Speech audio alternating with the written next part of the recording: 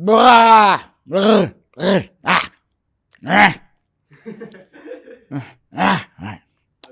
Ready? 3, 2, 1. All right. So we're recording, yeah? Yes. All right. Ray leaving all of that madness and his laugh as well. Thank you, Ray. So, hello, this is the Man Manual channel. And if you're watching this, you're like, all right, well, when the hell are you going to get to the point of the video? And I'm going to do it right now. 5 things that the PUA industry is lying to you about where women are concerned. Right, here is number 1. By the way, I'm Kieran, and if for the love of God, right, you like this, then like and comment and subscribe, or actually, well, subscribe, because when you do, you will see it again, and you'll make me feel good about myself too. Anyway, so 5 things that the PUA industry lies about. And I can say this because I've been a member of that industry for quite some time, over a decade, before recently leaving. Here is one. The first thing is this. There we go. Successful women will fix your life, change your life, etc., etc. And it really won't. So, like, here's the thing. If you're watching this video, you're watching it because you believe that, well, you don't have what you want where women are concerned, obviously, and you want it. But if you're like me and millions of men around the world, you have this belief, which is, once I get this handled, once I get it sorted, once I get it fixed, my life will be great. It will be amazing. The air will be cleaner. It will smell sweet. The colors will be more vivid. I will be happier. I'm going to walk with this air of confidence about me and this swagger. Life is going to be great. And the actual truth is this. Nothing will actually change. Your life won't be any better in any way, shape, or form. I have seen this personally from experience. I've seen it from clients. I've seen it from friends. You've seen it yourself too. Like, if you look at the life that you've got right now, the odds are that you probably have something that you thought would be amazing when you were younger. Maybe it's your apartment, maybe it's your car, maybe it's your job, maybe you've got yourself into shape. There's loads of things, but the point is, all of it just feels normal now, doesn't it? For instance, I got some muscles on me. Young me really wanted these muscles. Current me sees these muscles as just being normal. You get 1 woman, 2, 3, 4, 5, 6, 7. What will happen, and I promise you this, is at first it will feel good, but very quickly you will baseline. It will just become normal. You know, like I mean, I've never done heroin, but here's what you hear, right? So someone takes heroin and it blows their mind, and then they become addicted. And then every time they take it after that, it's never quite the same high. That's something that you keep hearing about heroin. Well, it's really true about anything that you really want and think is going to be amazing and incredible. You just hit a baseline. For instance, someone who's a millionaire isn't really any happier than you, because to them, their millions are nothing. Nothing. Like, I was once dating a woman who was massively wealthy, right? And I do mean massively, massively, ridiculously wealthy, with money that most people look at and go, whoa, like, that's crazy. But she wasn't particularly happy at all. And she didn't even see her wealth as being anything crazy. It was just what it was. So the point I'm making is, if you are going to chase women to get to the happiness, you're never going to get to it. What will happen is you'll get 1, and then you'll need 2, then 3, then 4, then 5, then 6, and 7. Because you can't actually be happy by getting something. The happiness actually comes from you. Like, for instance, like, you've seen this with women, like, where, like, they might buy, like, clothes, right? Like, get a new pair of shoes, and they feel amazing with a new pair of shoes for, like, a week, until the new pair of shoes is now just a pair of shoes, and then they need another pair of shoes. It's the same concept, which is thinking that your internal happiness is going to come from an external source, but it actually won't. It can only come from you. So don't chase the women. Like, chase them, but, like, don't think that you're going to get the happiness. Because here's the thing. As I say this knowing that you likely think I'm full of crap. I say this knowing this, even knowing that what I'm doing, I'm helping you to attract them. And the reason why I'm doing is because in order for you to really realize what I'm saying, you need to actually get them to realize. Because until you actually reach a point where you're like, you know what? I actually have transformed my situation.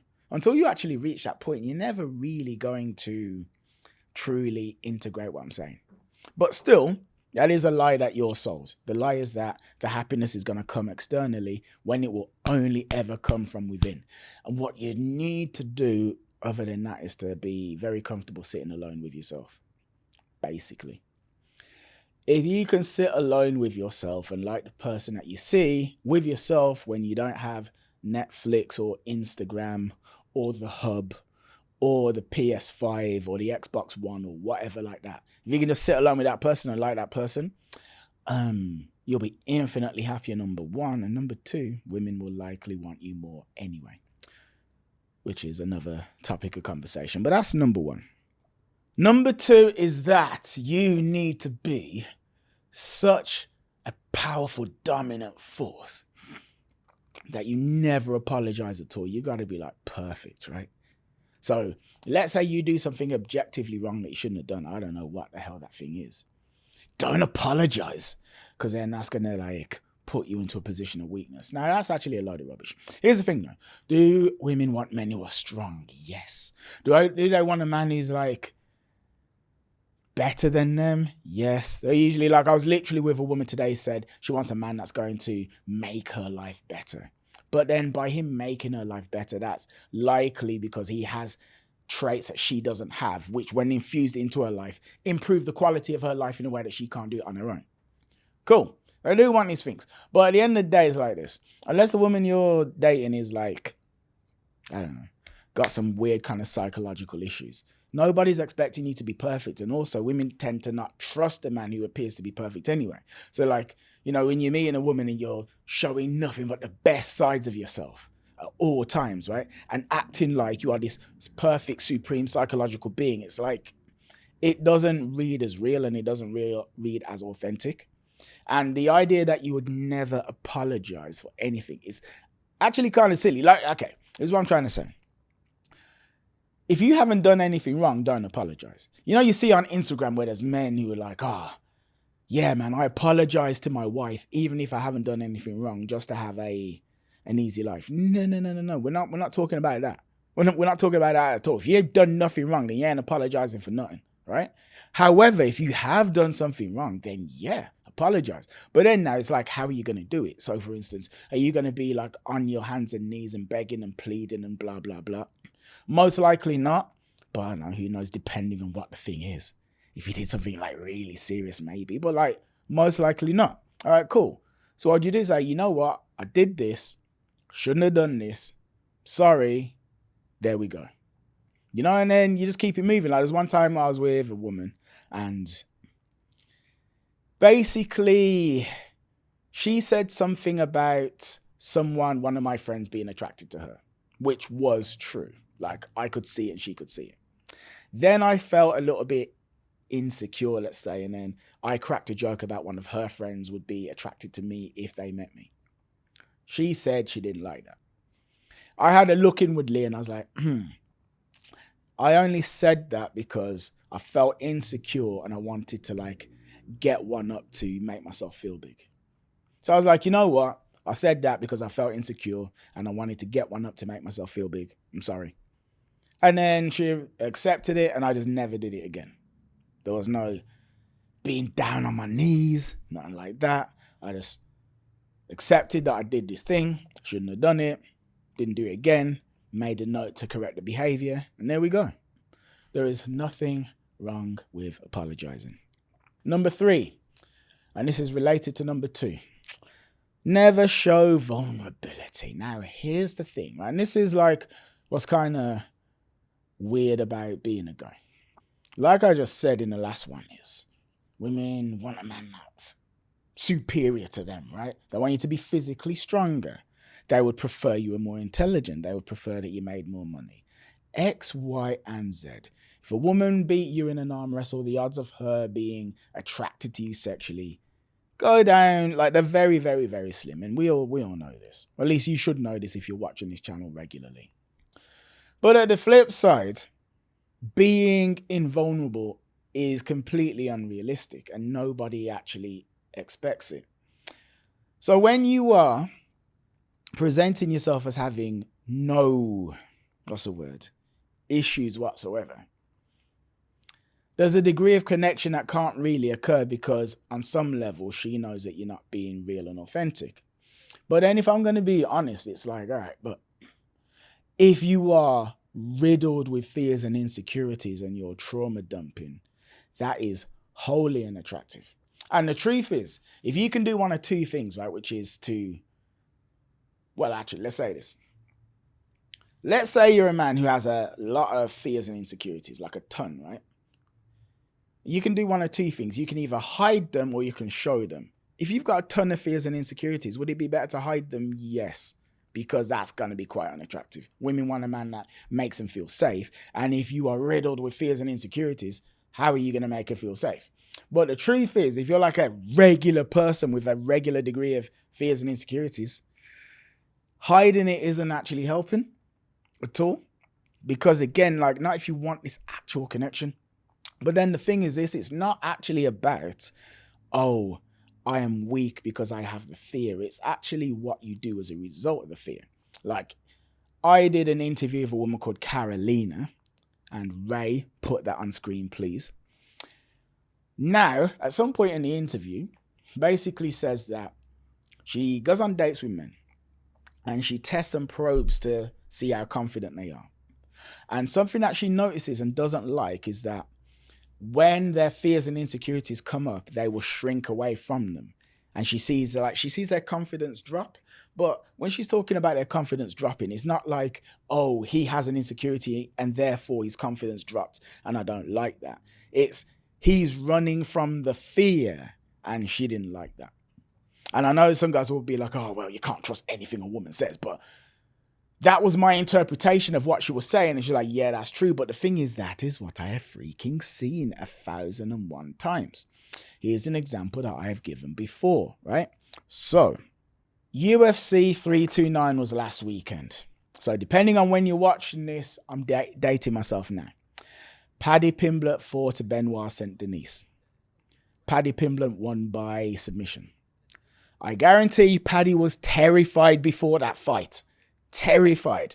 Oh my gosh, what I'm about to do. I'm going to go into a cage and I'm going to fight a grown man in my underwear.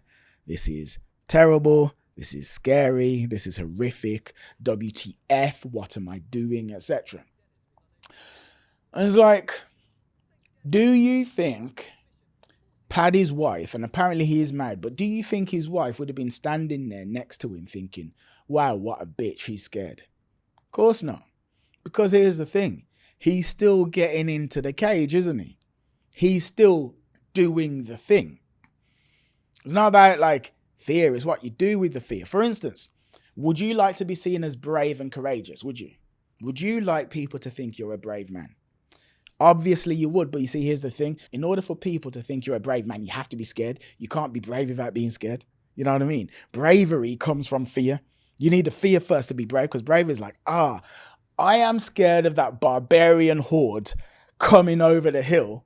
But even though I'm scared of the barbarian horde, I'm going to go for it anyway. I'm going to do it anyway because I've got to stand up for what's right. That's bravery. I'm scared, but I'm doing it anyway. So it's not about the fact that you have the fear. It's like, what do you do with the fear? Do you bow down to the fear? All right. So you're with a woman and you're getting close and you're feeling like nerves and stuff. So, face that. And it's hard. Like, it is hard because you're looking into this woman's eyes, right? You're looking into her eyes and you feel the emotions and, oh, she's looking right back at you, and the eyes are the window to the soul, right? She's looking into your soul. Seeing you. And then now this is the time when all those fears and insecurities pop up, right? They do. Do you really like yourself as much as you're making out? Is your dick big enough? Is it? Have you got enough money in the bank? What about your muscles? What about the weird dent in your forehead? What about your knees? You got some knobbly knees. What about that? Point is, if you can just meet that, good. And here's a nuts thing as well, right? So, you may or may not know this, but scientists say that, scientists, psychologists, whoever the hell, they say that excitement and nervousness is the same emotion. It's like the same thing. So if you've got like two people that are at Disney World and they're going to go on some ride. And one person is like, oh my God. And then the other person like, like they're feeling the same emotion. They've just placed a different label on the same emotion, but it's the same emotion they're actually feeling.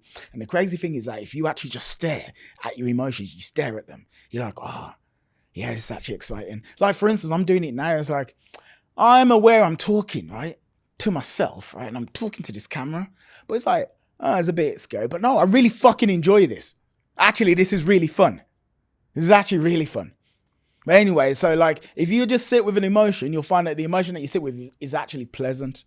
But you have to sit with it and just not judge the emotion, whatever it is. And it's like, oh, I'm nervous about being with this woman. But actually, no, I'm good. I'm really good. Anyway, that is number 3. Number 4 is that you need techniques. You need this techniques, push and pull. You need to neg. You need to pass the shit test, X, Y, and Z. Now look, am I going to lie to you and say, I never use techniques? No, I won't lie to you because I do use them very occasionally. Very occasionally. If I'm in a conversation and then it pops up like, oh, I could use X, Y, and Z technique here, I probably will. However, what I don't do is like structure my conversations around these techniques. I don't. I used to, but I don't anymore. But now, like, so basically like 95% of what I'm doing is just like flowing off the top of the head, which is why you'll see the interviews, I'm just chatting, it's like an hour and you're like, whoa, he's just bantered with this woman for a fucking hour. How's he done that? By being in the moment and not needing techniques. But here's the thing. Here is the thing, right? So, do techniques work? Yes, they do, depending on the technique, but they basically work. But the thing is this, the reason why they work is because they give the impression of you being a certain sort of man.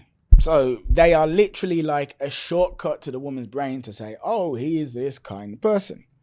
But if you're actually that kind of person, you don't need the techniques. For instance, there's a woman I'm connecting with right now.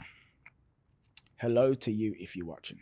Anyway, something she said is that she has a very busy life, and because she has a very busy life, she doesn't have a lot of time.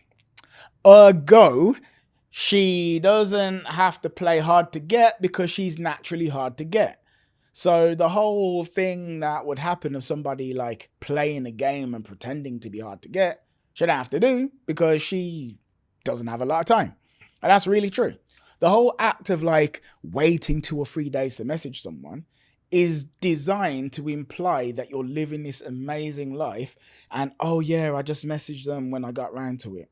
Oh, but I'm so busy crushing it that I'm so distracted with all this other stuff. But now, yeah, I'll do it now. Yeah, now I've got a chance. You see, like, it's a technique that gives a certain impression.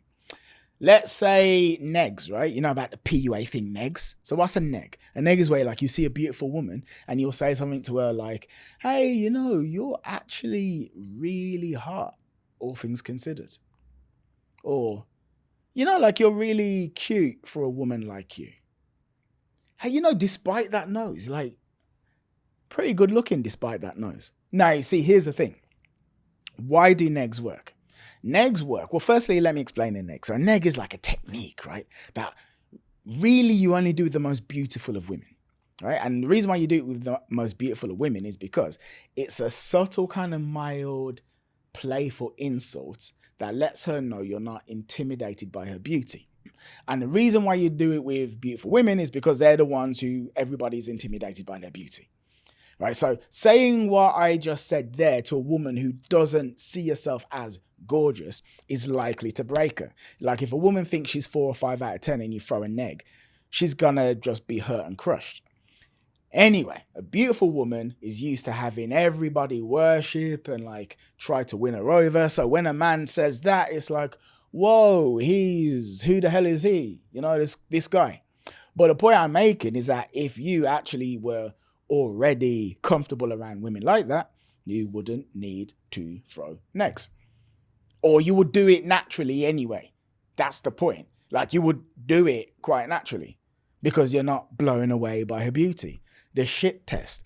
Subtle psychological subconscious thing that women throw when in front of a man and they're not particularly sold. They're not particularly sold. All right, so then, they'll throw the, like, oh, I normally date guys who are older.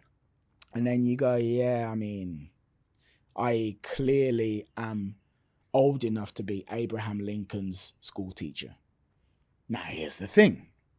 If you were completely in control of yourself and at ease with yourself, like if you like the man in the mirror, you wouldn't be bothered by that statement, right? So as a result, the thing that you say in response would reflect that, which is basically the whole point of a shit test. It's like you let the apparent mild insult roll off your back like water from a duck and attraction skyrockets. But if you already were in touch with yourself, then to her saying that, you would respond in a way that implies that you're not bothered. This is effectively the point. The point is, you don't really need techniques per se. You need to do is actually just fall in love with the guy in the mirror. Really, like the best growth that's come from me is being sitting alone with myself. My gosh, sitting alone. You be really surprised at how beneficial that is when there's no distractions and it's just you with your own thoughts. Because it's like, all right, look, you're watching this video now, and I'd imagine that a large part of it is because you don't want to be alone. Because if you were to switch off this video, what sort of thoughts would be running through your head? And it's like, if you were to switch off this video, you would probably switch it back onto something else, some other channel, or you might go onto Netflix or whatever. Because being alone with yourself ain't that nice of a feeling. But that is the key to it, because if you can be alone with yourself, you can be alone with a woman. But you got to be alone with yourself. The thoughts and feelings that you have on your own when no one else is there, they never go, and they bubble and they radiate and they murmur in the background and they permeate through your interactions. That is a lie the PUA industry tells. Here's something the PUA industry lies about. You will reach a point where rejection is a thing of the past. No, you absolutely freaking won't. So all this stuff does is lower the rate of rejection, but it never goes away. It doesn't go away for anybody. It doesn't go away for me, the next coach, the next coach. You might know Tristan's social. Here's a video on screen of me speaking to Tristan's social. For the love of God, Ray, put it on screen. So I saw a video of Tristan in Bali where he was going out and approaching, and he said something like, I've been rejected 18 times today.